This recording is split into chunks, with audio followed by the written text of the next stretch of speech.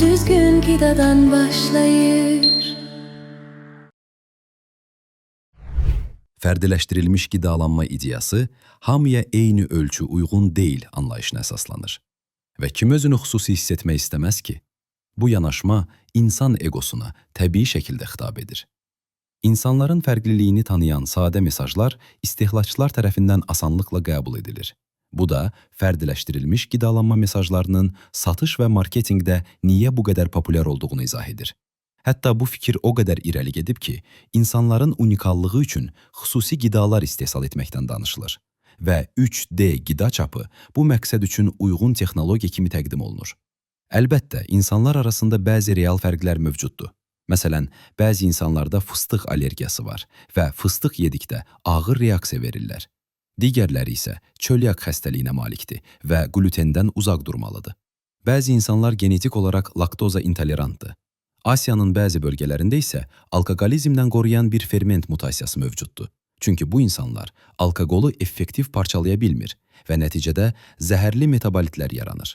Mən sürətli və yavaş kafein metabolizatorları barədə maraqlı bir video hazırlamışdım. Bu fərqlər idman performansına da təsir edir. Kafein performans artırıcıdır, amma yalnız sürətli metabolizatorlarda.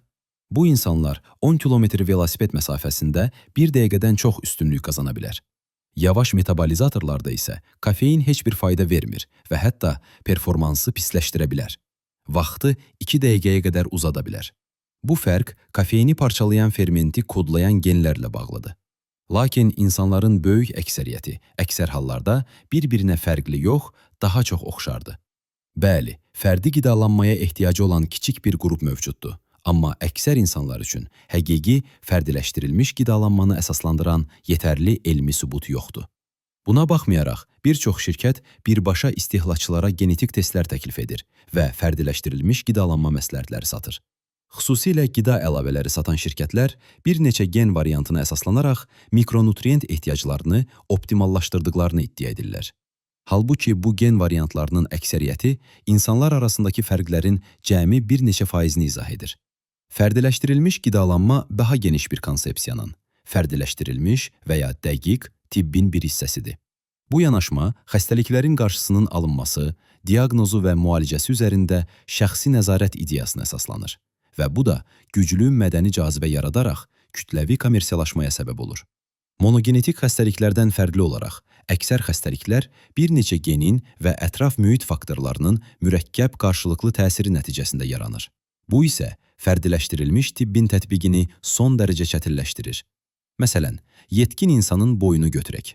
Biz artıq boyla əlaqəli ən azı 40 gen bölgəsi müəyyən etmişik. Valideynlərdən gələn genlər boy fərqlərinin təxminən 80%-ni izah edir. Amma aşkar etdiyimiz onlarla gen birlikdə boy fərqlərinin cəmi 5%-ni izah edə bilir. Bu əlaqələr genom miqyaslı assosiasiya tədqiqatları ilə tapılır. Bu tədqiqatlarda bütün xromozomlar skan edilir və xəstəliklərlə müəyyən DNA hissələri arasındakı statistik əlaqələr axtarılır. Amma genetik testləri satan şirkətlər bu məlumatları elə təqdim edir ki, güya fərdi xəstəlik risklərini dəqiq proqnozlaşdırmaq mümkündür. Əslində isə əldə edilən nəticələr yalnız xəstəlik riskində çox cüzi artım göstərən zəif genetik əlaqələrdir. Bu məlumatların proqnoz gücü artıq bildiyimiz daha güclü faktorlarla, məsələn, həyat tərzi ilə müqayisədə çox zəifdir. Bu səbəbdən bir insanın DNA-sına baxaraq xəstəlik riskini proqnozlaşdırmaq hazırda demək olar ki, faydasız hesab olunur. Tutaq ki, genetik analiziniz sizdə müəyyən xəstəlik üçün biraz daha yüksək risk göstərir. Bu halda sizə verilən tövsiyələr nə olur? Hərəkət etmək, çəkini qorumaq, alkoqolu məhdudlaşdırmaq, meyvə, tərəvəz və tam taxıl yemək. Bunlar yaxşı məsləhətlərdir, amma biz genetik riskdən asılı olmayaraq hamımız belə yaşamalıyıq. Bu sadə və əsas strategiyalar hamımıza məlumdur ya da ən azından məlum olmalıdır. Problem ondadır ki, çox az insan bu prinsiplərə əməl edir. Daha dəqiq desək, demək olar ki, heç kim belə yaşamır. Milli sorğular göstərir ki, ABŞ əhalisinin demək olar ki, hamısı qida qaydalarının verdiyi zəif tövsiyələrə belə əməl etmir. Başqa sözlə desək, ABŞ-da demək olar ki, heç kim sağlam qidalanmır. Bu cür araşdırmalar bizə xatırladır ki, ictimai sağlamlıq baxımından genetik risklərə əsaslanaraq profilaktikanı fərdiləşdirməyə çalışmaq demək olar ki, absurddur.